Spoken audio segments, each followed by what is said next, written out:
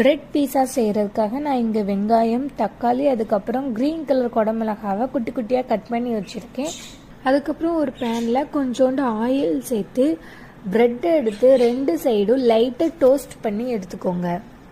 இந்த மாதிரி 2 சைடும் லைட்டாக டோஸ்ட் பண்ணிக்கோங்க. அதுக்கப்புறம் பீட்சா சாஸை அப்ளை பண்ணிக்கோங்க. நெக்ஸ்ட்டு நம்ம கட் பண்ணி வச்சுக்கிற வெங்காயத்தை இந்த மாதிரி ப்ரெட்டு மேலே எல்லா இடத்துலையும் படுற மாதிரி வச்சு செட் பண்ணி வச்சுக்கோங்க. அதுக்கப்புறம் தக்காளியையும் இந்த மாதிரி எல்லா இடத்துலையும் வர்ற மாதிரி வச்சுக்கோங்க.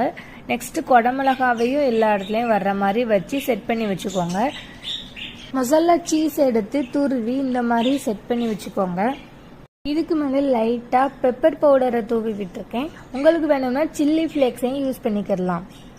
நெக்ஸ்ட்டு ஒரு பேனில் ப்ரெட்டை வச்சுக்கோங்க. ப்ரெட்டில் படாத மாதிரி தண்ணி ஊற்றிக்கோங்க. இது ப்ரெட்டை அடி பிடிக்காது, அந்த தண்ணியிலேயே ப்ரெட்டு வெந்துடும். அதுக்கப்புறம் மூடி வச்சு 2 மினிட்ஸ் கழிச்சு எடுத்திங்கன்னா ப்ரெட் பீஸா ரெடி.